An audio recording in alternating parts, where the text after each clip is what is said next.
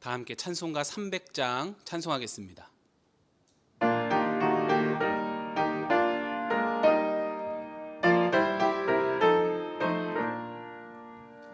내 맘이 낙심되며 근심에 눌릴 때 주께서 내게 오사 위로해 주시네. 가는 길 캄캄하고 괴로움 많으나 주께서 함께하며 내 짐을 지시네. 그네가 내게 족하네. 그네가 족하네. 이 괴로운 세상 지날 때 그네가 족하네. 희망이 사라지고 친구 날 버릴 때 주 내게 속삭이며 새 희망 주시네. 싸움이 맹렬하여 두려워 떨 때에 승리의 왕이 되신 주 음성 들리네. 그네가 내게 족하네. 그네가 족하네. 이 괴로운 세상 지날 때 그네가 족하네. 번민이 가득 차고 눈물이 흐릴 때 주 나의 곁에 오사 위로해 주시네. 환난이 닥쳐와서 어려움 당할 때 주님의 능력 입어 원수를 이기네. 그네가 내게 족하네. 그네가 족하네. 이 괴로운 세상 지날 때 그네가 족하네. 284장 힘차게 박수하면서 찬송하겠습니다. 284장입니다.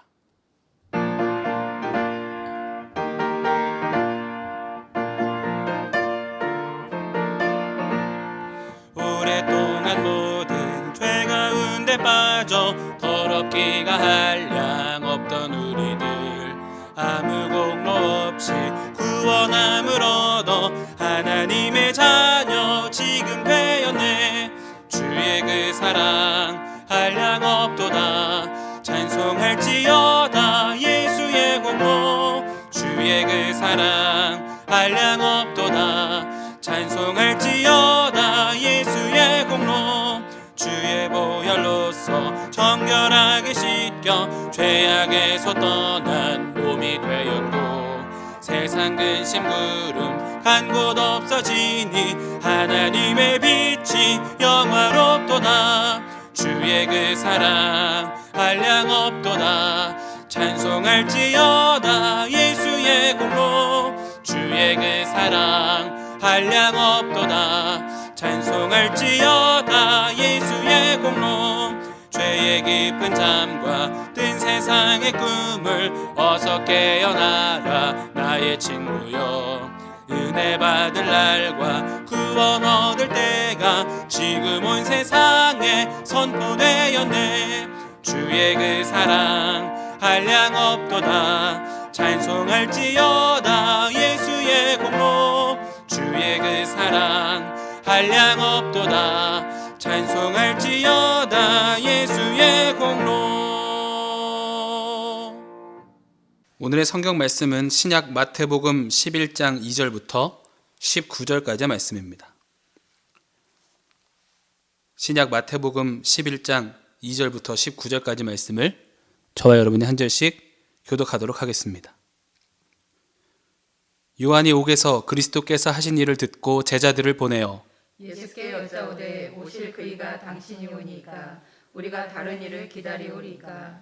예수께서 대답하여 이르시되 너희가 가서 듣고 보는 것을 요한에게 알리되 맹인이 보며 못 걷는 사람이 걸으며 나병 환자가 깨끗함을 받으며 못 듣는 자가 들으며 죽은 자가 살아나며 가난한 자에게 복음이 전파된다 하라. 누구든지 나로 말미암아 실족하지 아니하는 자는 복이 있도다 하시니라. 그들이 떠남에 예수께서 무리에게 요한에 대하여 말씀하시되 너희가 무엇을 보려고 광야에 나갔더냐? 바람에 흔들리는 갈대냐? 그러면 너희가 무엇을 보려고 나갔더냐? 부드러운 옷 입은 사람이냐? 부드러운 옷을 입은 사람들은 왕궁에 있느니라. 그러면 너희가 어찌하여 나갔더냐? 선지자를 보기 위함이더냐? 옳다, 내가 너희에게 이르노니 선지자보다 더 나은 자니라. 기록된 바 보라 내가 내 사자를 내 앞에 보냈노니 그가 내 길을 내 앞에 준비하리라 하신 것이 이 사람에 대한 말씀이니라. 내가 진실로 너희에게 말하노니 여자가 낳은 자 중에 세례 요한보다 큰 이가 일어남이 없도다. 그러나 천국에서는 극히 작은 자라도 그보다 크니라. 세례 요한의 때부터 지금까지 천국은 침노를 당하나니 침노하는 자는 빼앗느니라. 모든 선지자와 율법이 예언한 것은 요한까지니. 만일 너희가 즐겨 받을진대 오리라 한 엘리야가 곧 이 사람이니라. 귀 있는 자는 들을지어다. 이 세대를 무엇으로 비유할까? 비유하건대 아이들이 장터에 앉아 제 동물을 불러 이르되 우리가 너희를 향하여 피리를 불어도 너희가 춤추지 않고 우리가 슬피 울어도 너희가 가슴을 치지 아니하였다 함과 같도다. 요한이 와서 먹지도 않고 마시지도 아니하매 그들이 말하기를 귀신이 들렸다 하더니 인자는 와서 먹고 마심에 말하기를 보라 먹기를 탐하고 포도주를 즐기는 사람이요 세리와 죄인의 친구로다 하니 지혜는 그 행한 일로 인하여 옳다함을 얻느니라. 아멘. 할렐루야.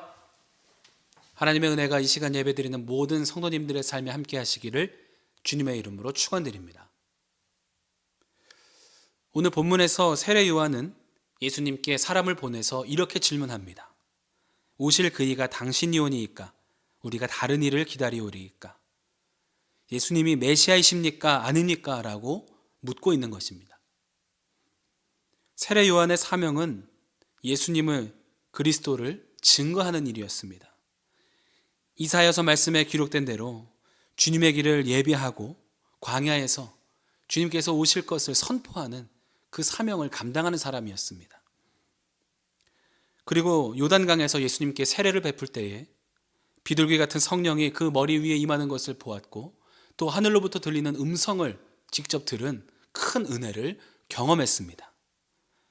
그런 세례 요한이 예수님께 이러한 질문을 했다는 것은 조금 의아하게 느껴집니다. 아무리 신앙이 돈독하고 체험과 증거를 가졌다고 할지라도 시험에 들 때가 있다라는 것입니다. 세례 요한은 헤롯 왕에게 찾아가서 헤롯 왕의 한 잘못을 꾸짖었습니다. 그 일로 인해서 감옥에 갇히게 되었습니다. 바른 선포를 했고 또 그는 예수님께서 오셔서 자기를 풀어주실 것으로 기대했을 것입니다. 감옥에서 정신적으로나 육신적으로 많은 고초를 받게 될 때 그는 시험이 찾아왔습니다. 믿음 가지고 신앙생활 가운데 살아가면서 우리도 이와 같이 시험에 들 때가 있습니다. 시험은 여러 가지 모습으로 우리에게 찾아옵니다. 계획대로 되지 않을 때, 또 같은 문제가 반복될 때, 또 믿음 없는 사람들보다 내 형편이 더 초라해 보일 때 등등 살면서 우리의 마음이 흔들리고 마음이 흔들릴 때 우리의 신앙이 함께 흔들릴 때가 있다라는 것입니다. 성경은 시험에 대해서 이렇게 기록합니다. 베드로전서 4장 12절 말씀입니다. 사랑하는 자들아 너희를 연단하려고 오는 불시험을 이상한 일 당하는 것 같이 여기지 말고 라고 기록합니다. 우리가 믿음 생활하면서 하나님이 기뻐하신 일에 동참할 때도 우리에게 시험이 있을 수 있다는 것입니다. 그리고 13절 말씀에 이렇게 이어서 기록합니다. 오히려 너희가 그리스도의 고난에 참여하는 것으로 즐거워하라. 이는 그의 영광을 나타내실 때에 너희로 즐거워하고 기뻐하게 하려 함이라. 오히려 우리가 그 시험을 통해 그리스도의 고난에 동참하게 되고 하나님의 영광 가운데 함께 기뻐하게 될 것을 기대하며 즐거워하라라고 말씀하고 있습니다. 시험은 우리를 좌절 가운데 두시는 무관심이 아니라 우리를 연단시키셔서 하나님의 영광의 기쁨을 함께 누리게 하시려는 성장의 과정이다라는 것을 기억하시기 바랍니다. 믿음이 흔들릴 때, 또 삶의 문제들로 인해 마음이 어려울 때 우리는 어떠한 믿음을 가져야겠습니까? 오늘 말씀을 중심으로 몇 가지로 함께 은혜를 나누고자 합니다. 첫 번째는 주님의 완전하심을 신뢰하는 것입니다. 다소 당황스러운 세례 요한의 질문에 예수님은 어떠한 마음이 담겨져 있는지 아셨습니다. 그리고 말씀하셨습니다. 오늘 본문 5절과 6절의 말씀입니다. 맹인이 보며 못 걷는 사람이 걸으며 나병 환자가 깨끗함을 받으며 못 듣는 자가 들으며 죽은 자가 살아나며 가난한 자에게 복음이 전파된다 하라. 누구든지 나로 말미암아 실족하지 아니하는 자는 복이 있도다 하시니라. 예수님으로 인해 놀라운 역사가 계속해서 나타나고 있음을 분명하게 전하고 흔들리는 믿음을 다시 붙잡을 것을 권면하신 것입니다. 요한이 옥에 갇혀 있게 될 때 육신의 고통으로 인해 마음까지 함께 약해졌습니다. 고통 가운데서 예수님의 도움의 손길이 즉각적으로 나타나지 않자 실족하게 된 것입니다. 이 마음은 예수님이 정말 하나님의 아들이 맞는 것인가? 그러면 왜 이런 일이 내게 있도록 그냥 두시는 것인가 하는 신앙의 근본까지 흔들어 놓고 있었습니다. 헤롯 왕의 잘못이 있어서 내가 선포한 것인데 왜 내 억울함은 해결되지 않는가 하는 생각이 그를 가득 사로잡았습니다. 그런 그에게 주신 이 말씀은 눈에 보이는 것으로 내 생각과 판단으로 하나님의 완전하심을 의심하지 말아라라고 그에게 말씀하시는 것입니다. 비록 지금 옥에 갇힌 모습이지만 주님의 선하시고 변함없는 역사는 계속되고 있다는 것을 보여주신 것입니다. 세례 요한은 말씀대로 그의 삶을 헌신했습니다. 광야에서 예수님의 오심을 준비하라는 말씀을 외쳤고 그의 삶은 그렇게 귀하게 쓰임 받은 것입니다. 그리고 세례 요한은 옥에 갇혀서 순교당했습니다. 그렇지만 우리는 세례 요한을 기억할 때 억울하게 옥에서 죽어간 사람으로 기억하지 않습니다.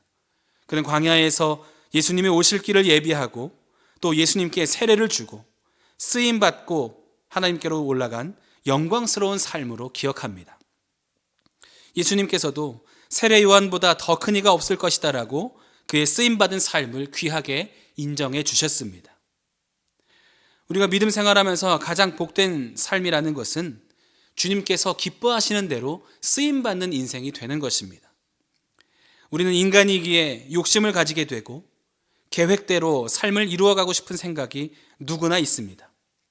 또 삶에서 원하는 방향대로 흘러가지 않을 때 여러 가지 고민들을 하게 되고 그 일로 인해서 신앙이 흔들릴 때도 있습니다.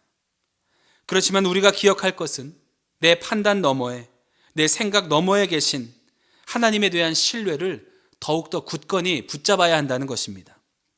나의 연약함을 인정하고 하나님의 완전하심을 우리가 인정하게 될 때 시험 가운데 흔들리지 않고 하나님의 부르심을 기억하며 기뻐하는 뜻대로 살아가게 될 줄로 믿습니다.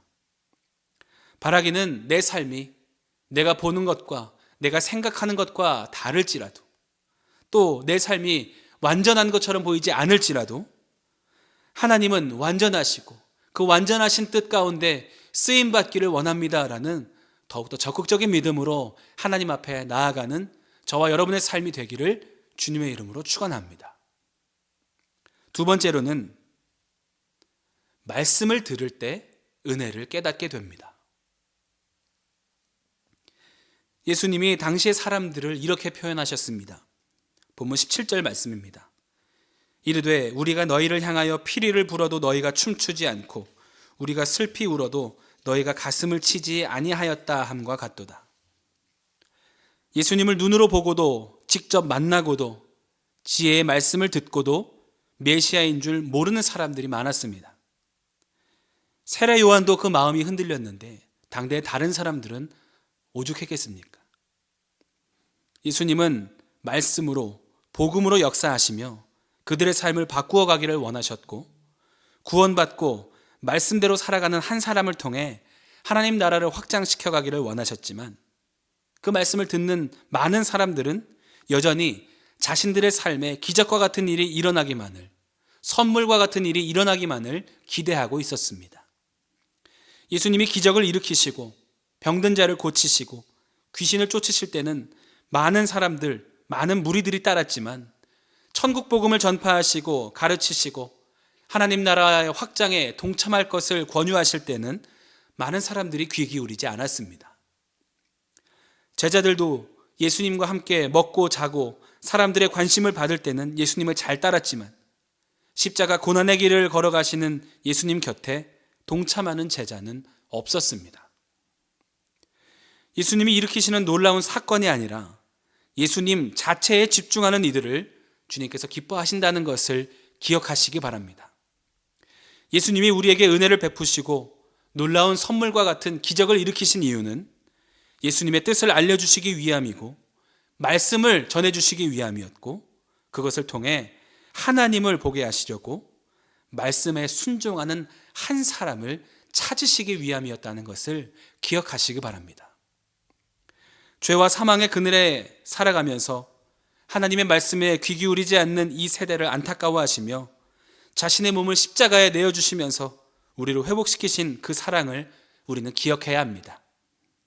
오늘 우리에게 원하시는 뜻은 무엇인지 깊이 묵상하고 삶에서 실천하는 순종의 백성을 찾고 계신 것을 우리는 기억해야 합니다. 시험은 하나님의 말씀을 붙잡고 순종하지 않게 될 때 찾아옵니다. 반대로 우리가 하나님의 말씀을 붙잡고 순종하게 될 때 우리는 승리의 백성이 될 줄로 믿습니다. 바라기는 하나님의 말씀에 귀 기울이고 하나님의 말씀이 우리의 삶의 기준이 되어서 상황 따라 흔들리는 삶이 아니라 상황을 이기는 승리의 삶이 되시기를 주님의 이름으로 축원드립니다. 마지막으로는 하나님의 시선을 바라볼 때 시험에서 승리할 수 있습니다.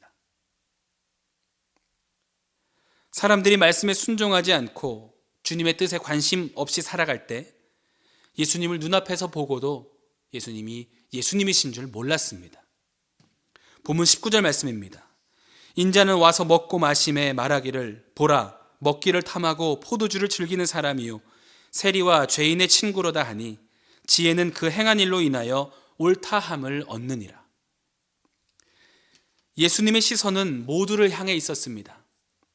인정받지 못하고 천대받는 세리와 죄인들을 예수님께서는 찾아가 주시고 만나 주시고 그들의 삶을 구원하여 주셨습니다.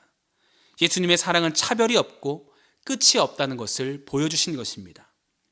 그런데 사람들은 그 깊은 사랑을 헤아리지 못하기 때문에 예수님을 손가락질하고 있었습니다.